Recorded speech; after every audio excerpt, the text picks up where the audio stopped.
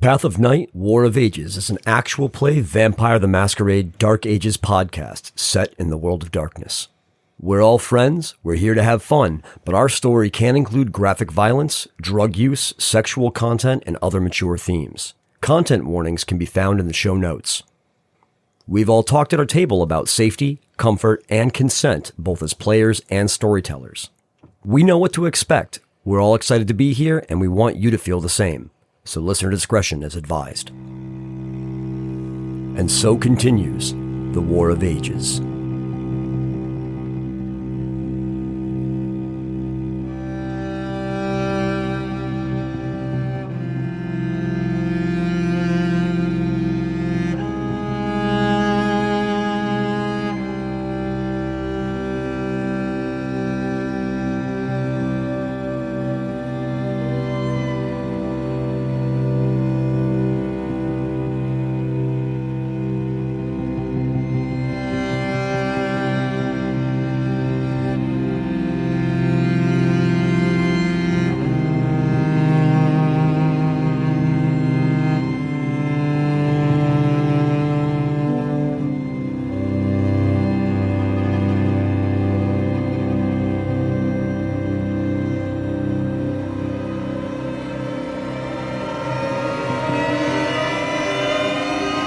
Last time on War of Ages.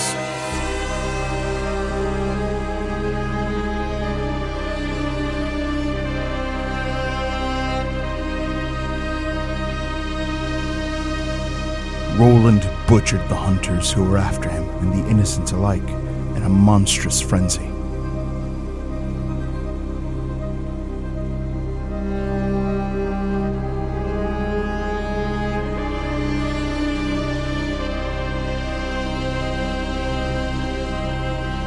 Saif staked Roland with the Bruja's permission.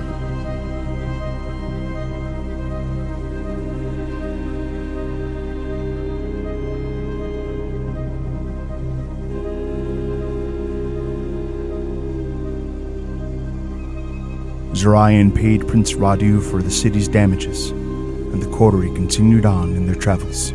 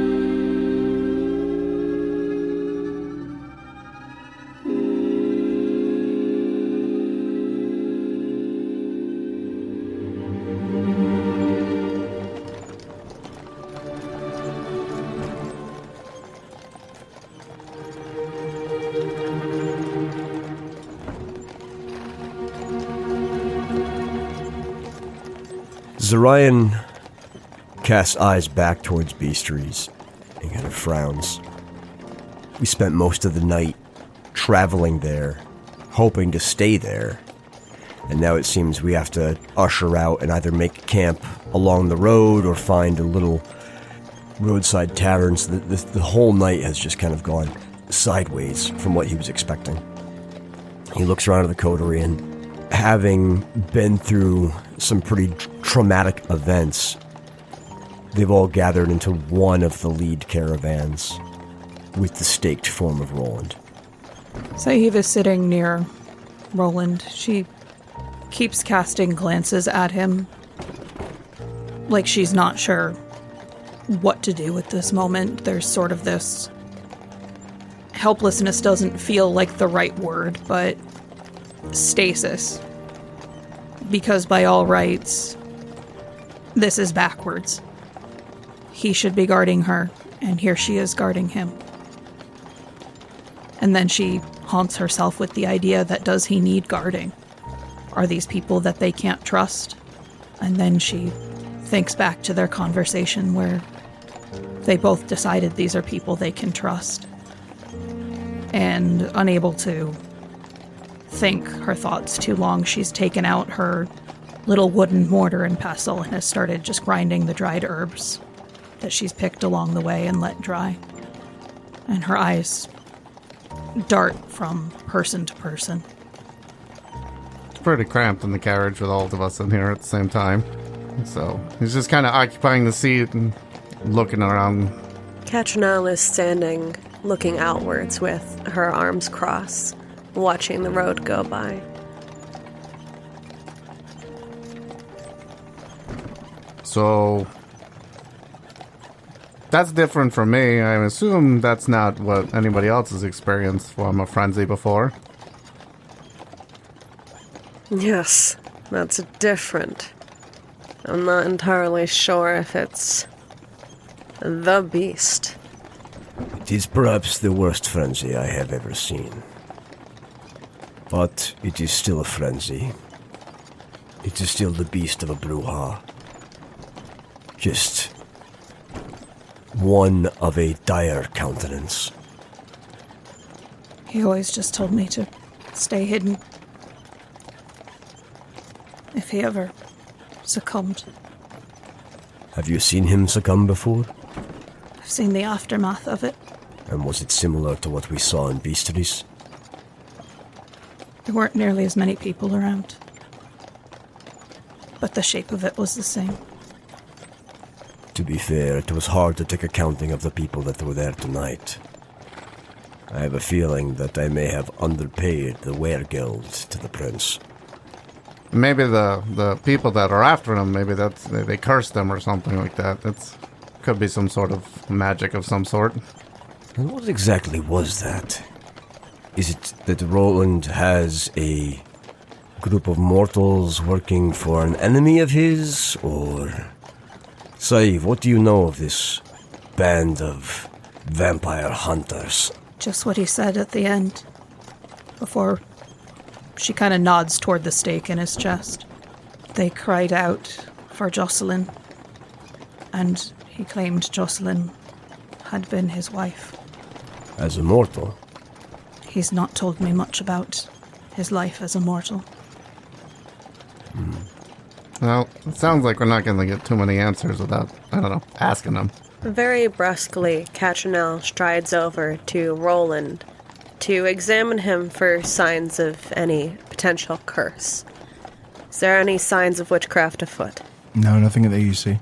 She's not particularly gentle about it, as she tosses your hair a bit off your face and examines to see if you've been afflicted. Don't do that. I think he's all right. He can't... You're touching him without his permission. At least be gentle about it. Well, then we ought not to take the stake out with his permission. We don't have it. That's not fair, and you know it. Would you prefer that we don't know? I'd prefer if you're going to search his body for something, you at least don't slap him about like he's a fish. Catrinel rolls her eyes at Sadhbh. It is a fair consideration, Catrinel. I'd ask the same if your positions were reversed. She backs away, but as she does, she says, "And what of trust, then? Considering we just had this whole round table where we tell each other secrets that might affect the others." Indeed, this seems as though it should have been something we are made aware of. Well, maybe he's not aware of it. This is fair. Once we are well out of sight of beastries, we shall ask him. A point of distasteful order. And I am well aware that you can hear this point of distasteful order, Roland. Considering the danger he poses in his frenzy, might it make sense that we all feed him some of our vitae while we have him at his mercy? Catrinel just rolls her head around to look at Saeed as a challenge. Opposed. You're right, that is distasteful. And? If he wants to do it, that's on him. Let him make the choice while he's in his right mind. I am not going to bind someone into chains. Catrinel, what do you think? I think I'd prefer some honesty before I make that kind of decision. I am being very honest right now. Not from you, Zorion, from him. As to how this works, how it doesn't work, and what risk he poses. Whether he is our ally or not. No, we should get down to the things that matter, but we all also have things that we have kept to ourselves for one reason or another. So, this is kind of important, probably, and seemingly after a slaughter in the market type deal. But there is, I am sure that we all have secrets and shames of our own that we wish to keep, and we should not judge each other so harshly when they come about. Certainly. This one seems like it would have been imminent. I am ultimately in agreement with Alexios. This is a forgivable instance, if only because none of our own party was injured. I cannot say the same for the city of Bistrița, but because none of my men, your ladies, or any of the coterie here suffered personal bodily harm, I can forgive this incident. And also, I do agree with the rest of you. We should not bind him against his will, but I would like him to know that it was on the table. Saeed, do you think you are up to removing the stake from him? I'll try. It's probably easier out than in, right? If you recall the feeling of the blood rushing to your muscles, focus on that surge, that instant. This is the gateway to potence. Soon it will not be something you must force. It will be like breathing once was. Would you like me to do that now, then? I think that you should be learning many skills. It is up to you whether you choose to listen. But I think we are well enough away from Bistrița at this point. I meant the stake. Do you want it out now? Does anyone have any objections? No, let's get this done. Might as well. Saeed tucks away her herb grinding, and she will put her hand on the stake and position her body a little better to give herself better leverage. And she will consider for a minute what Zorion has said, but ultimately she looks at Roland and the idea that she has the power if she chooses to bring him back.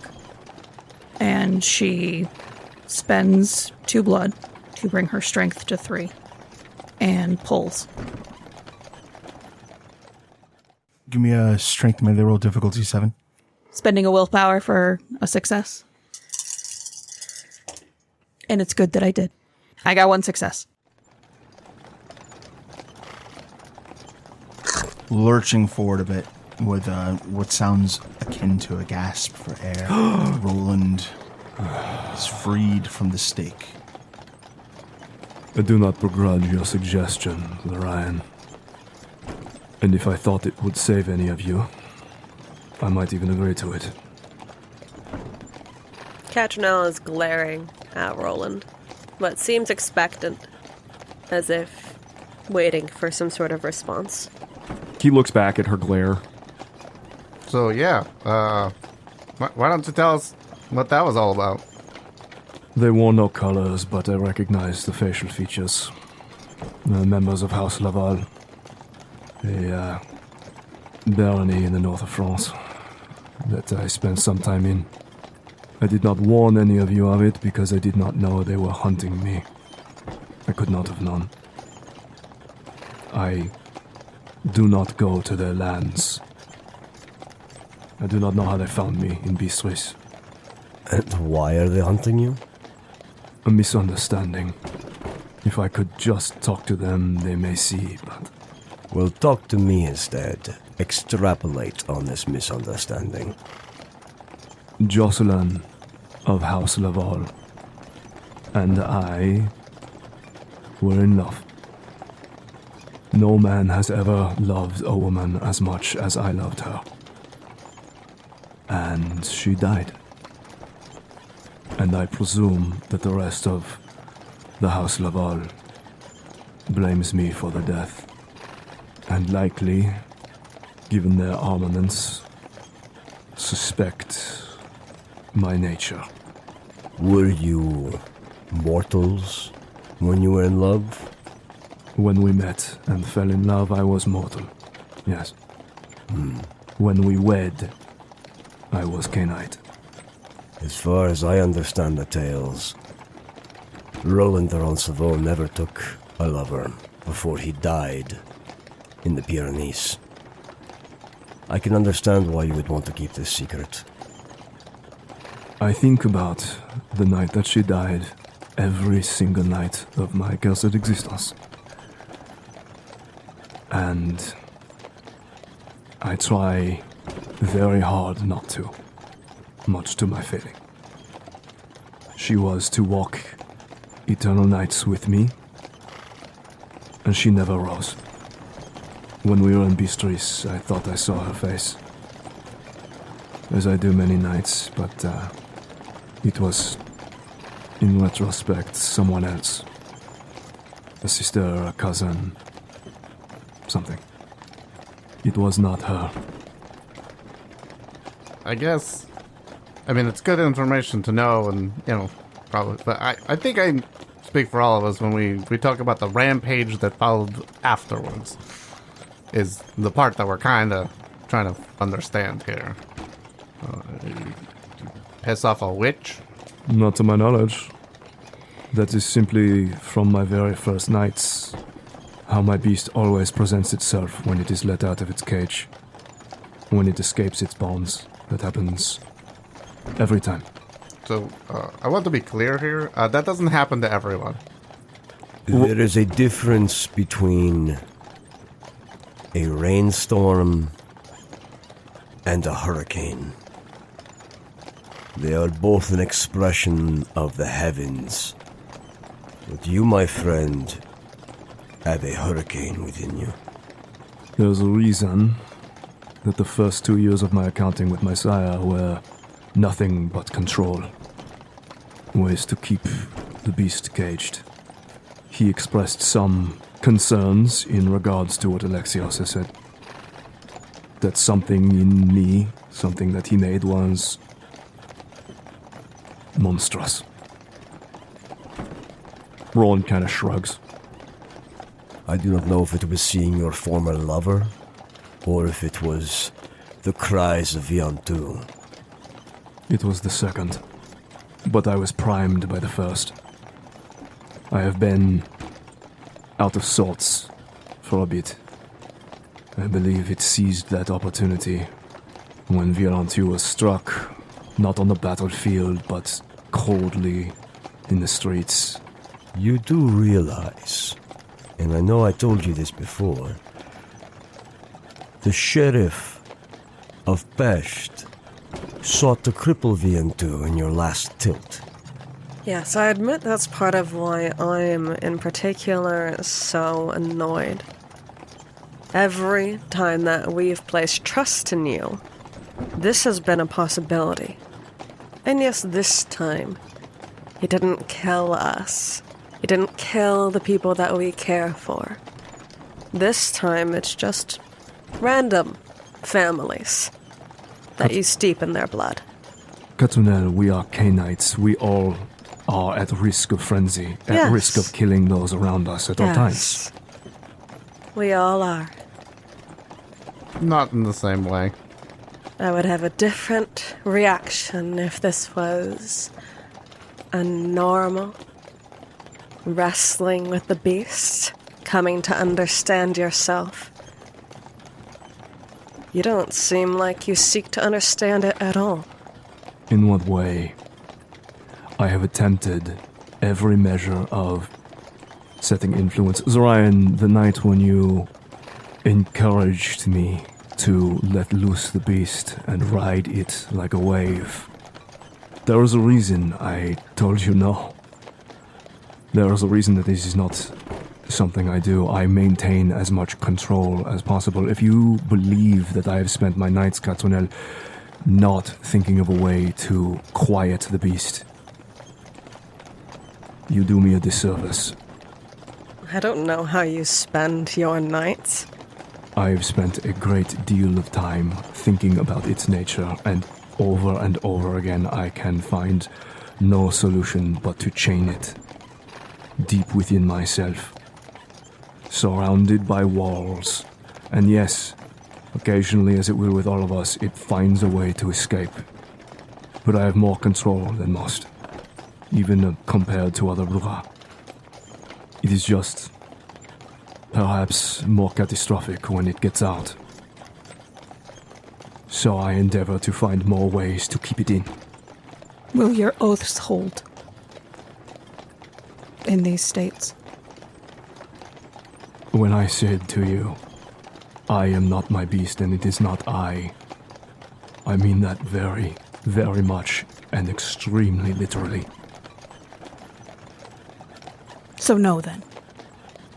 If I lose control, I do not know who is safe. This is why I said I would agree to the blood oath even, if it felt that you would all be safer for it. I just do not know, nor do I believe that it would stop the potential for violence. I get flashes, glimpses of the reality that is unfolding around me when the beast rides me. It is my deepest hope that some part of me could at least lash its reins for a moment, but I have no wish to test it. So can you truly give an oath to protect, then? Of course. I will always endeavor to protect, to defend. There is just something inside of me that seeks to destroy. Every man, my sire said, is at war with himself. Some wars are more difficult than others, but you don't stop fighting because of it. No, but you have to look it in the face. And do what? See it. I see it very well. You hide it. I agree with Saif. So would you like me to let it out then? To stop hiding it, to stop locking it away. And do what? Have another Bistris? It's happened before, when I had less control, when there were less deep places to bury it, when there are less strong bars around the cage. It was Whose let out blood? more and more again. Whose blood flows through your body? Your own?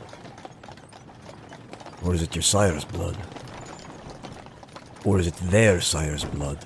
Or does it go all the way back to Cain? I don't know what you're asking. Cain had many trials and tribulations throughout his life, throughout his unlife. He wrestled with his blood and learned the secrets of its power. That blood flows within you. Your sire is correct. There is a war that is being fought within you. You have lost 2 of those battles. You're going to lose the war?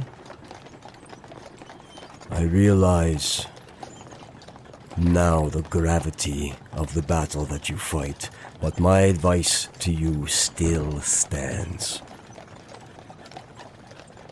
Control this beast. Learn to harness it.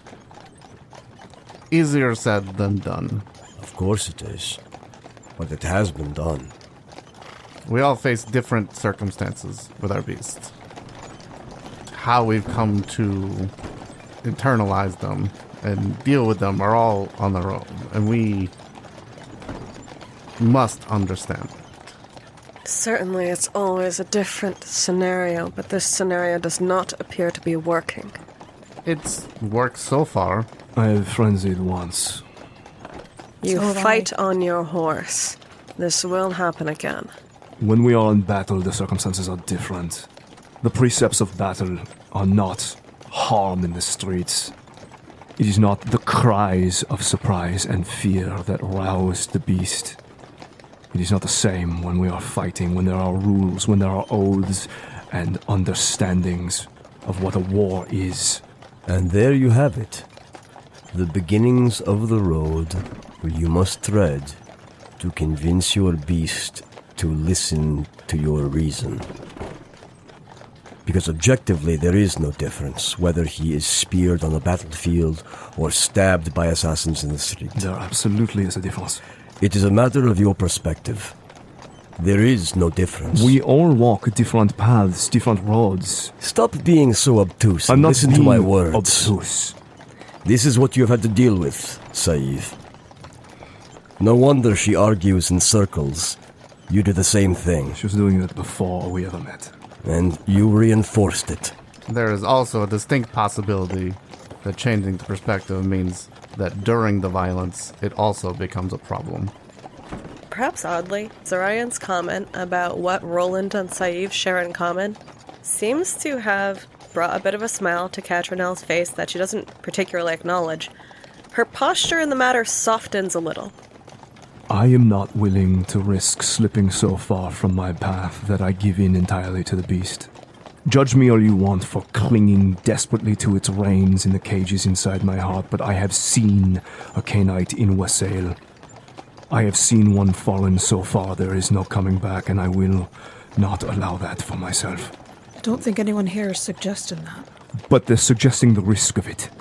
That's a risk we all walk. Just as you said. Every frenzy brings that risk. Every little bit of consideration and concession that I give to the beast, it takes and takes and takes. Do not misunderstand me. I attempted to control it in my early nights as my sire taught me, and I could not. There was no controlling it. There was only caging it. He has been your only teacher, so far, in the subject of the beast. When it comes to the passions of the beast, I would trust the Bruja teacher more than any other for myself. I guess what she's trying to say is this the way you want it to be? No, of course not. What man has a tiger by the tail and wishes to continue holding it? And the Bruja's lessons have been so effective so far, haven't they? Catrinel is like half laughing at her nose at what Alexios said. And attacking the methods that he's used so far is not going to lead to a better circumstance. If he wants to change it, and he wants to figure out a different way, then we must let him choose how to do that. Does he want to change it? He Seems rather stewed in the martyrdom. He has no faith that any other method, revisiting any methods he has tried, would result in anything better than what happens now. These occurrences are so much more rare than they used to be. By here, clear. I mean, you, Roland. Yes, Yeah. And how common did they used to be? in my first few years, in my first few nights, nearly constant. So less is a low bar then. This is the first I have done in many months, if not over a year. That is good progress. I have only gotten these results from tightening the chains, not loosening them, so I appreciate all of your opinions. No, you don't. But I know what works. You have only had one teacher in this, Roland. You have not learned all the other different ways that there are. You have found one method that works, kind of. So then tell me, the group of you, what is the other method other than less control? Why are You you were so proud? Because that is the armor that keeps things at bay. I am not advocating less control, you simpleton. So then please, wise teachers, tell me. Tell me of my beast and what I should do. Zorion holds his arm out. Drink deeply, then. You think it will protect you? You will do this tomorrow night, and the night after, until you are my thrall, and then I will teach you about control. Zorion, I do not need chains to bind you. Zorion, please don't. You think the blood is not a chain? That is a simple, different form of chains. They are just yours instead of mine. Zorion. Exactly. Zorion! Please, don't. I am making a point to him. Which is... One, he is failing to listen because he is so pig-headed. Your Bruja instruction has worked so well. Don't. Where is Carthage these days? That's gonna cause that you gotta give me a self-control. Yeah. LOL Carthage is definitely a frenzy check. I am not allowed to... As a Bruja, I am not allowed to spend willpower on this. What's my difficulty, Lex? That's 7.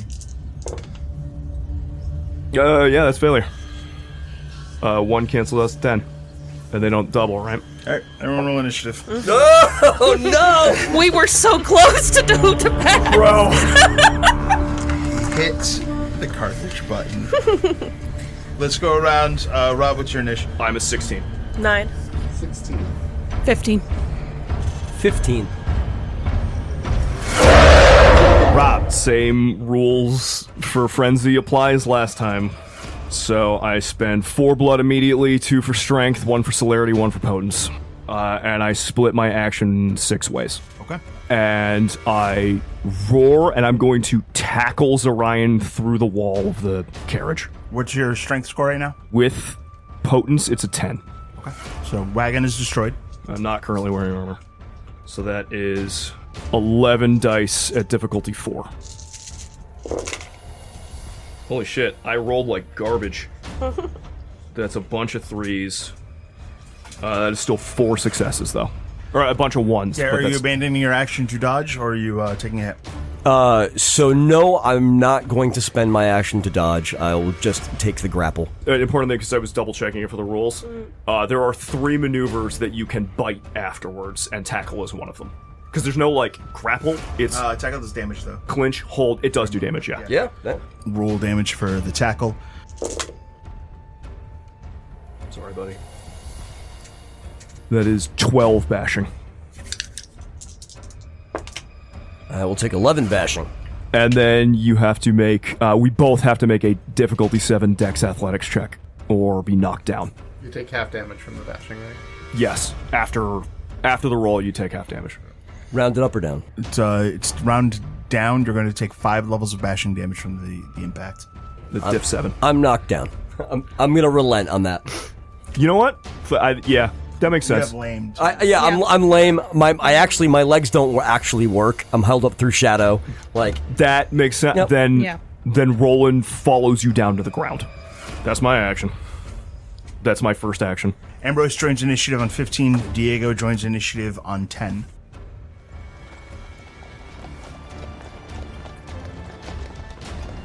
Roland grasps Zorion and goes crashing through the side of the carriage. The wood is splintered. The horses are in panic. The people traveling with the group of you are in panic. And this wave of chaos follows in the wake of where Roland and Zorion go tumbling to the earth.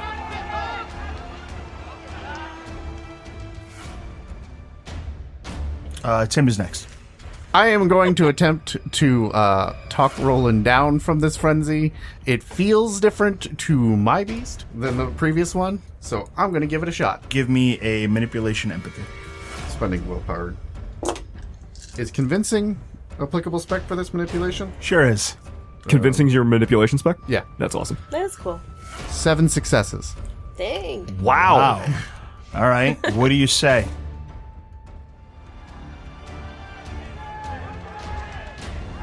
I climb out of the hole of the carriage and go towards him like, hey, we've all wanted to hit Zorion.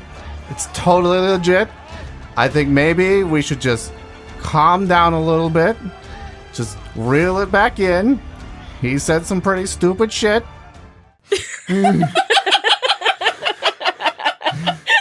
This fucking... Honestly, appealing to a sense of humor as a way to, like, calm the situation down. I actually think is a creative and 7 successes worthy attempt to talk him down. Now, Rob, I need you to make a self-control check. Your difficulty is 7. I do not suffer the +2 from being a Bruja. Add a number of bonus dice on this roll equal to the number of successes that Tim got.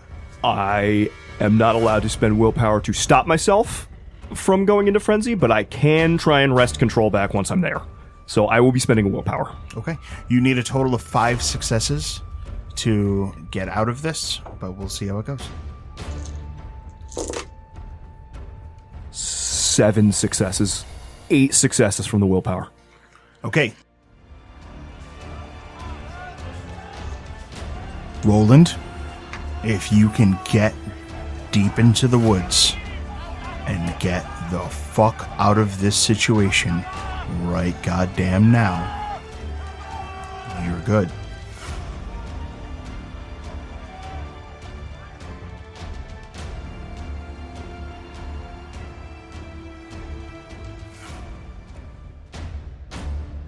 Next is Erika.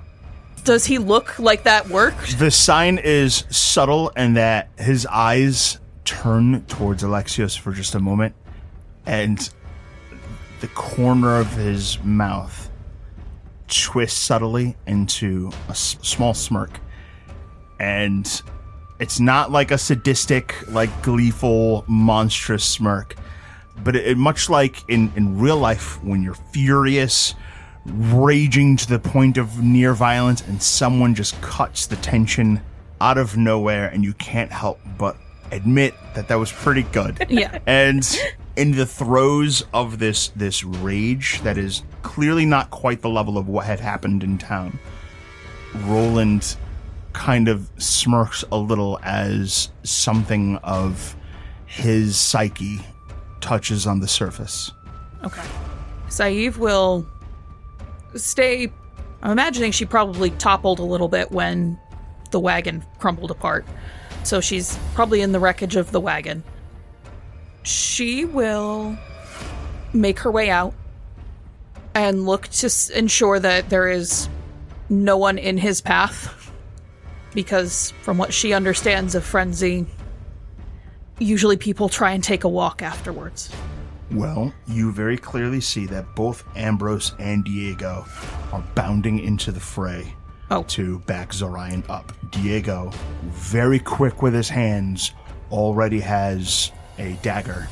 Ambrose has pulled a shield from his back and is looking to bodily put himself in between Zorion and the rampaging Roland. These guys, they look terrified. But years of battle and their loyalty to Zorion has them just snapping to and leaping into the fray without a second thought.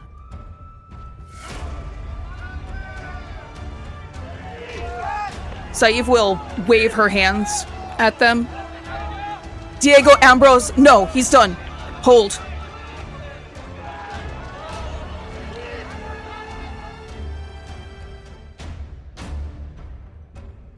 I need a manipulation leadership roll. Your difficulty is 8. These two men are very, very comfortable dying right here and now for Zorion. Also, inside the timeline, they just saw me slaughter a village like 3 hours ago. Yes. Does my manipulation spec of innocence come into play? No, a childlike demeanor actually hurts your ability to convince them that this is worth the risk. Okay. I will spend a willpower. Difficulty is 8. Yes. 2 successes. Okay. Garrett, you're up. Zorion will spend a willpower to ignore his wound penalties and will call forth the arms of Ahriman to pull this Bruja off of himself, emanating from the wreckage of the caravan that we crashed through.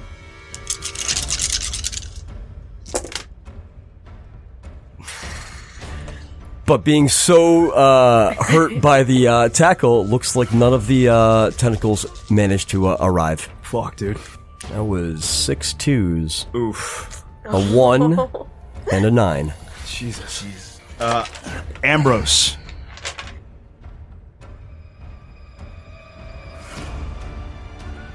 Zorion calls for tentacles of darkness to emerge and protect him. They do not arrive. In their place, In comes Ambrose with a heater shield that presses up to Roland as he bodily moves himself in between the two. And he calls out to Saïv, "If there's a plan, do it!" Understood. Diego starts to move around towards Roland's flank, keeping distance as was requested, and turns his body to the side, concealing the weapon behind him.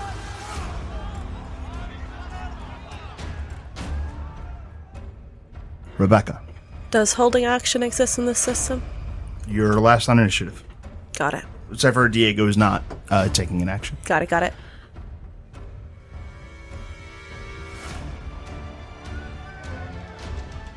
Catrinel, that softness that had begun to show in her posture and her visage at the comparison between Saïv and Roland's style of arguments and the way that she had begun to stand down immediately sharpens back up. But she's slower than the rest. Once her mind catches up to the situation, she bolts over to where Zorion is. Now, I don't know if this is an action or not, but I'd like to help him to his feet. Yes, that is the thing you can do.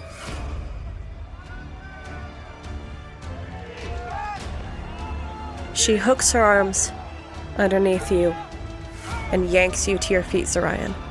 But she keeps her own head over your shoulder, glaring at Roland, not yet with the force that Dominic could emanate, but as if that's her next thought. With his clothing all kind of like a mess from being tackled out of a caravan and the obtenebration failing to reach him, as you go to pull him up onto his feet, he just collapses. You go to stand him up and you realize his legs are completely shattered. Catrinel had not intended to keep you there, so it actually catches her totally by surprise when you do collapse, and she has to readjust. She has to catch you then. And that, like, readiness, aggression, and dominance in her expression and in her eyes slips. You recognize the fact that they weren't broken in the tackle. You get a glimpse of his legs. They are just shattered from old wounds that predated his vampirism. She reflexively clutches you to make sure you don't drop to the ground again, trying to prevent that indignity from coming to you. He kind of just desperately clutches at her to like hold himself up and just is looking extremely pathetic in her arms. Her eyes scan down, catching what had happened to him back up to his eyes rather than the threat at hand. Actually, being that you come from a steppe culture with a lot of horsemanship, you very clearly recognize this somebody who's had a horse roll over their legs.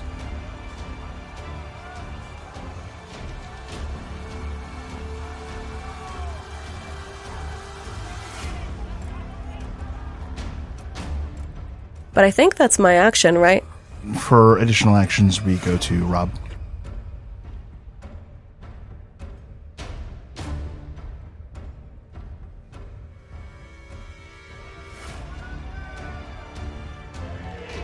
The beast part of Roland, when Catrinel steps into his arm's reach to help Zorion up, there is sort of a visual action that does not actually happen because Roland is in control of Roland's arm reaching out, snatching her, and just pulling her jaw off her face as he stomps Zorion to death.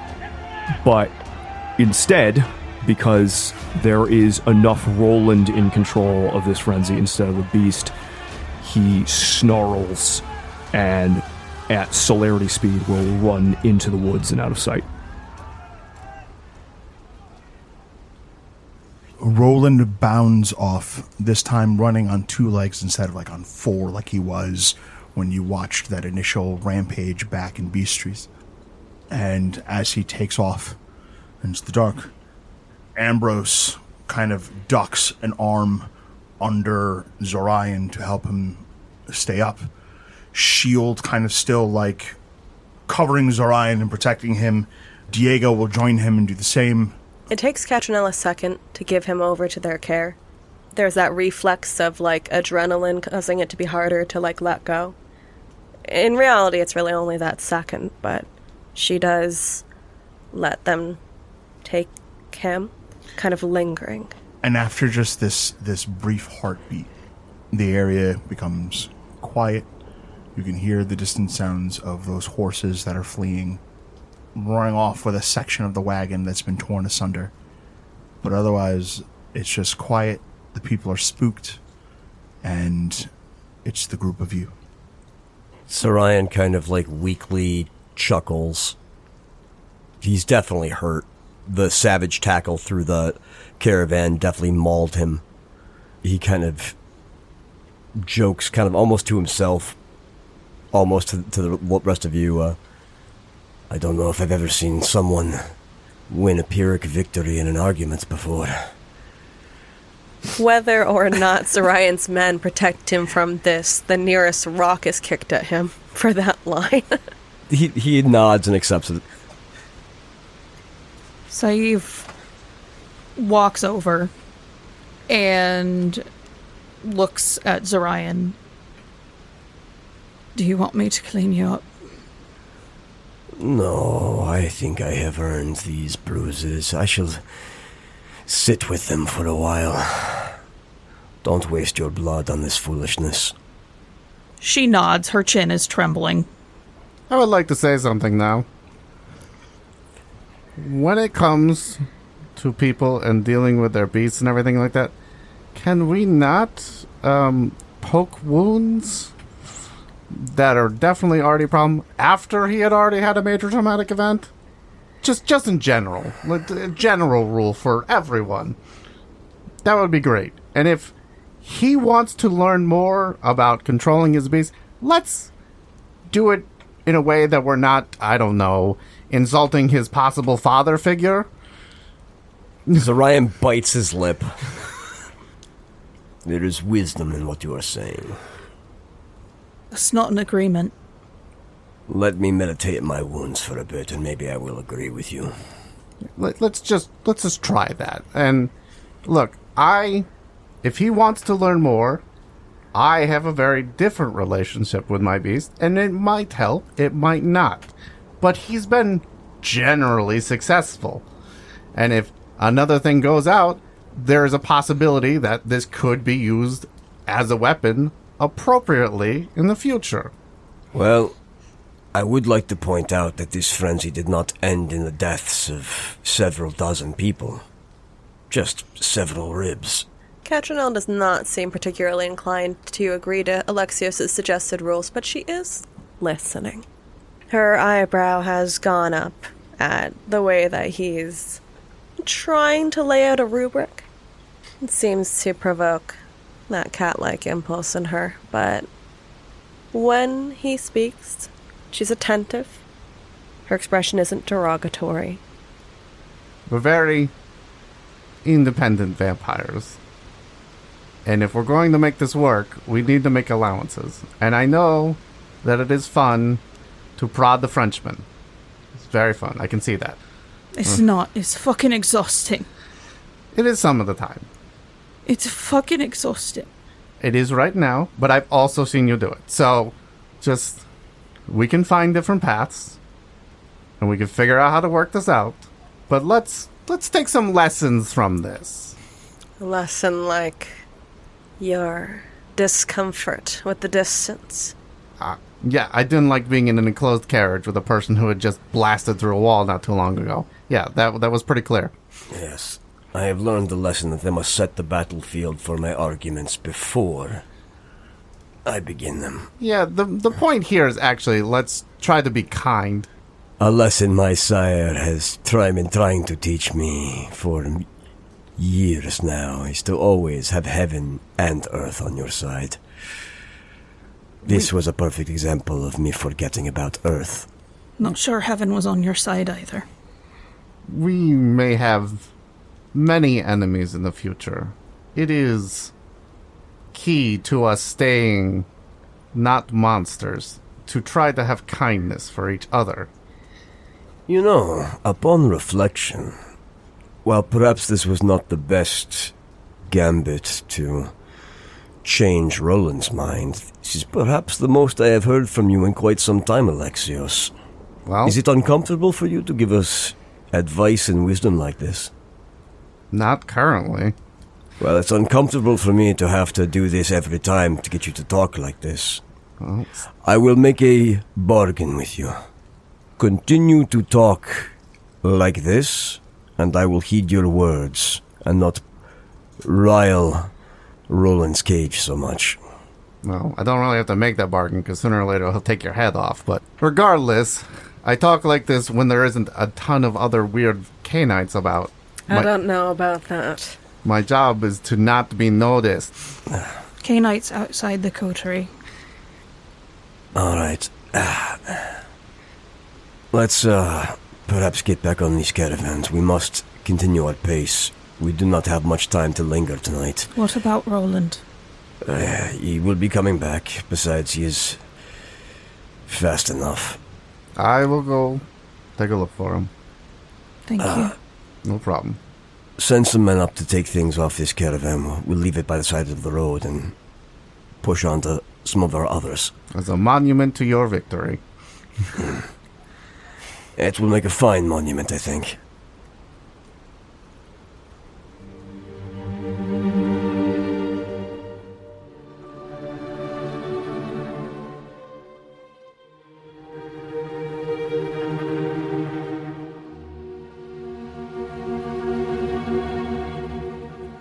The horses labor to pull the heavy wagon over the rough road, hugging the mountainside, twisting around the switchbacks and almost plunging over cliffs several times where the road inexplicably narrows. The dizzying heights are horrible in the daytime, when panoramas of the valleys far below are visible. In the dark, the sense that just beyond the door of the wagon is a 100-foot fall into nothingness is just as terrifying. It takes the group of you a full day to reach the summit, where the jagged remains of a burnt wooden tower reach upward like the headstones of a graveyard. And finally, you reach Tihuța Pass. And even that much, that tower, would not be visible in the darkness were a pair of sputtering torches not set into the soil next to the foundation ring.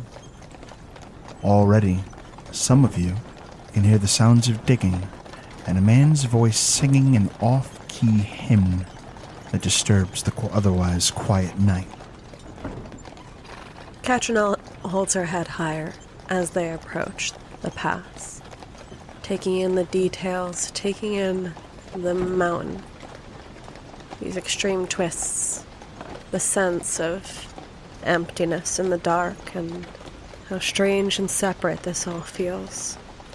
And when she starts to hear this voice ringing out, accompanied by that digging, it almost feels like a spirit or like a ghost, something occupying or haunting this place.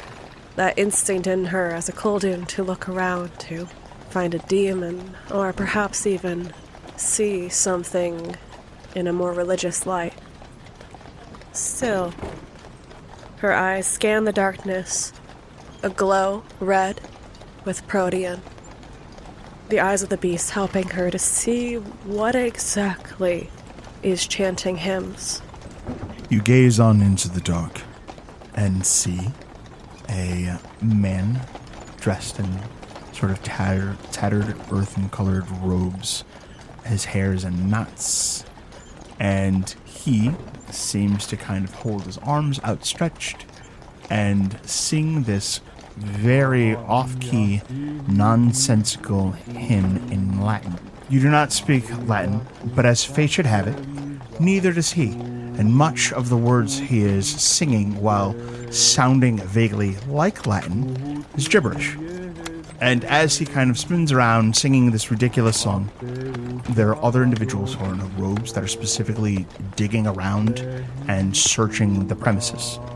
And sort of overlooking, sitting on a rock, wearing a hooded cloak, you can see dark strands of curling hair and this woman who is clad in leathers, bespoke with knives, and has a much more menacing look about her than the gentleman that is just gleefully singing a random song of nonsense. That sounds like Latin, but that's not Latin. There's another figure in the dark, quieter. And Catrinel indicates with her chin where she's looking. They did say that there were 2 people who were going to meet us here, didn't they? Back in Bistri. I believe so. Thought it was a Nosferatu. And I don't know. I thought it was a man. Well then, perhaps we should say hello. Ladies first. Catrinel will dismount, sliding down from wherever she was perched, and start to approach. She's not being particularly sneaky. She's walking up as if joining a conversation.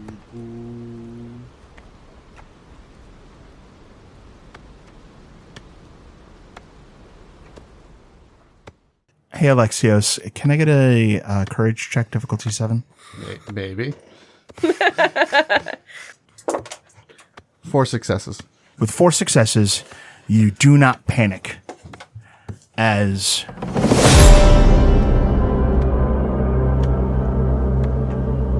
a great jackal-headed god grasps you by the shoulder and growls, It begins. So begin the signs. and is gone. Witches. Catrinel looks over her shoulder, I don't imagine she's gotten very far in the couple seconds that took, fixing you with the sort of look that goes, "Hey, what did I do?" playfully. The different witches, but let me follow you over there and see what this is all about. Lex, is there any warm air coming from their mouths? As in, do these appear to be mortals? The diggers and people exploring around, yes, they are breathing. But the man that is belting out his song, this person does not produce any warm air. I'll speak to him first, then. Try to keep these eyes out of sight. Let's go see what's going on. Glad to have you with me. The man stops singing and sort of spits a glob of blood into his hand and begins to wipe down his hair, kind of like straightening it a little bit, and adjusts his robes while attempting to take on him in a more astute posture. Hello, Hello. I am Anatole. God sends me. I do have a dot of politics. Does this name ring familiar? Yeah, this person does not. There's nothing seemingly important about this man at all, aside from obviously being an agent of God. I am Catrinel of the Basara. It's good to meet you. Catching of the Basara? Yes. Aren't you supposed to be becoming a prince? Ideally. That's a good answer. I don't think you're supposed to be here.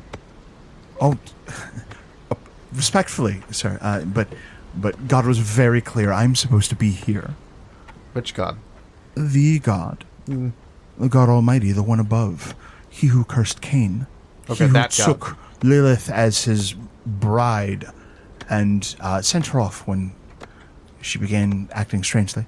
And what plans does God have for you here? That is a bit of a mystery, I admit, but I am uniquely... He kind of like gives a quizzical look to the woman that he is with, and she is drop-dead gorgeous, but keeps a hood up and just kind of surveys the area watching. Those of you who are familiar with La Sombra note that this magister is kind of manipulating shadows in very subtle ways, so it's kind of very hard to get an exact look of her, and is otherwise sort of sitting sentry and watching Anatole. But even this like kind of stoic, sort of menacing looking woman, her expression softens when Anatole looks her way, and she gives a small nod, and he says, uniquely as far as we know, I see the signs given by God, who is sending me on my way, as a prophecy unfolds. And what sign brings you here? Oh, well, so far it's been very fun, and as I understand it, there is something buried here. Secret knowledge, anger and pain, and all sorts of indications as to what the future holds for Canaanites. I hope you're careful where you dig around here. Plenty buried that should not be found. Should I be careful a certain way? He sort of looks a little concerned at that. I don't suppose I know yet either. And she says it with this big fanged grin. And it's actually somewhat sincere. It does have that playful edge to it, but she is reflecting on her own role in the nature of prophecy on that moment of strange things buried here. Well, I have given up on the common misconception of safety. And whatever happens, happens, and it'll be God's decision. So maybe that's how you do it. You simply dig up whatever you're going to dig up and trust that God wanted you to dig it up. Then your companion here, she's not your safety? Oh, I'm so sorry. Lucida, you didn't introduce yourself. These are our guests, our new friends, and they should know who you are. And the woman stands up and sort of it's very subtle, but you can almost hear this near audible sigh. And she says, I am Lucida. It is a pleasure to meet you. And her body language, the fact that she is nobility seems to be something that reveals itself as she subtly lets her guard down. But anyone that grew up a noble recognizes the straightness of her back, the posture of her body, the very subtle indicators that she grew up in a world where there were very, very specific expectations of young women like herself. Catrinel allows her own body posture to be a bit of a mirror. Not exact. The expectations put upon her were likely not exactly the same as those put upon Lucida, but it's clear that Catrinel recognizes that in her, as she dips her head and says, I'm very glad as well. And she looks to Alexios expectantly, like he might introduce himself too. I am Alexios of Clan Gangrel, and I believe we're supposed to be living here now, and it is interesting to find people here. It was supposed to be mostly a ruin, I guess. Oh, are you the lords of this land? Caretakers? No, we got them. I think we got them in here. I'm not entirely clear. It is my hope that you will accept our request for hospitality. We're here to dig up treasure and secret knowledge hidden in this place that belongs to you. Do we get a say on that treasure? It's a good... He looks to Lucida like he doesn't know the answer to that question. And she nods. Yes, of course. We have not come all of this way to levy insult upon the Canaanites who rule this land. But there is something that is very important to my dear friend Anatole that must be found here. And while he might seem strange, he is possessed of a strange knowledge. If you do not mind our presence, we would be very happy to share any findings that are obtained with the group of you. Saïv will... She's been watching the interaction. Once Lucida starts making her way toward Catrinel and Alexios, she will look to Zorion and Roland. Zorion is just approaching now. I think he was more concerned with getting the caravan secured at the perimeter. So he is kind of walking up towards where the discussion is happening. We were speaking of hospitality. When Saïv reveals herself, Anatole calls out with a big, wide grin and says, blessed is the one who comes in glory to the place of revelations. Welcome, Saïv. I am Anatole, seeker after that which is lost and which will come again into the hands of the chosen agents of God. Your coming is the sign that I have long awaited. The field is fallow, awaiting those who will search for the seed of wisdom buried deep within this hidden place. We must all now make speed and find that which is hidden. Are you ready? Good evening, Anatole. It's good to meet you. Saeed looks a little perplexed, but more confused that she's being referred to as chosen of God. But she will go to him, and if he wants to, she will take his hand and squeeze it affectionately, and... He does seem to like that. Catrinel, when he knows her name when she hasn't introduced herself, scans Lucida's expression. On guard a bit. Not completely put off, but checking to see how odd that is from someone who just claimed he has secret knowledges. Lucida seems used to this behavior from Anatole. He holds her hand and says, I can tell the group of you are the agents of God, and that the prophecy can be uncovered now that you're here finally. Actually, if you don't mind my asking, what took so long? It's normally a very quick affair. Roland has tied off Violentiu and walks up behind everyone else. We are here now. Lots of things, really. But as Roland says, we're here now and happy to get to work after we've had a bit of rest. It's been a long journey. The woman pulls down her hood and sort of regards Zorion. Zorion freezes and is just staring at her agape. You... What are you... Lucita? In a very forward tone, to Zorion she asks, So what became of Cyprus?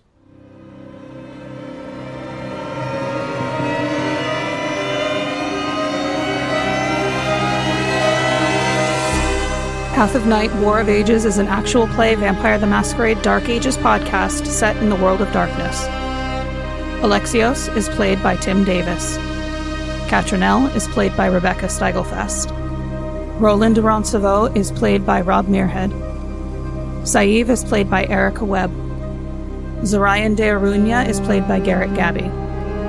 Your storyteller is Lex Lopez. The music used in this episode was Don't Look Back by DaniHaDani and Maya Belsitzman. Path of Night uses the 20th anniversary edition of Vampire the Masquerade Dark Ages with a few limited house rules. Vampire the Masquerade and the World of Darkness are owned by White Wolf and Paradox Interactive. Be sure to subscribe to us on Spotify, Apple Podcast, or wherever you find your podcast. You can find us on YouTube at youtube.com/@pathofnight. You can help support the show at ko-fi.com/pathofnight. Look for us on social media at Path of Night Podcast, or email us at pathofnightpodcast@gmail.com.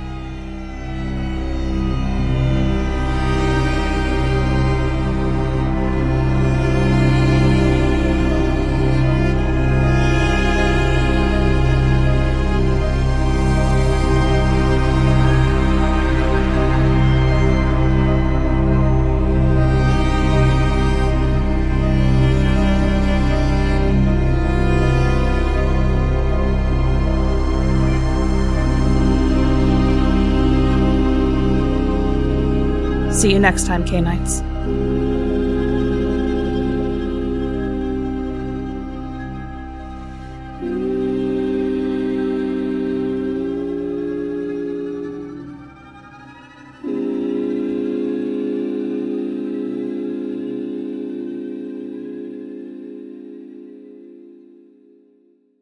Fucking Carthage, man. Except for the one, no frenzies what a for like fucking a year lie. and a half, and then 2 weeks with Zorion.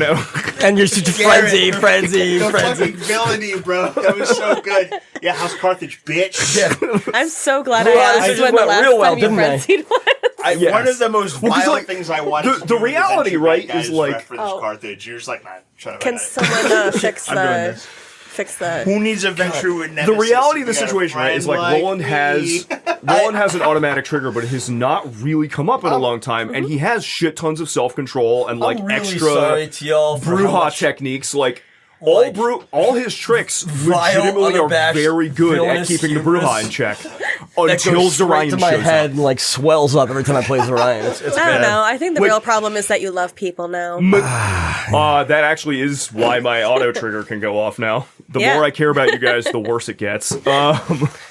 If you does Bruce hurting Banner music plays. at some point hurting me is going to cause you to frenzy a second time. I don't know, man. It depends on how much you keep bringing up Carthage. Yeah, it might not. Zorion, he likes you. Zorion every once in a while just pulls a huge dick move for self-preservation. It's like, I can't have Roland care about me that much. Can you imagine, like, if he just needs you to frenzy because, like, shit's dire and he's just like, Roland. They got me, Roland. I was not even thinking that. I was thinking like, oh, an arrow got me. They got him, man. They did it. They attacked me. It's like the opposite of Sun's getting real low. Yeah, that's I was just thinking. Sun's getting real Carthage, baby. Just picking up a stick and just poking Saeed while making eye contact.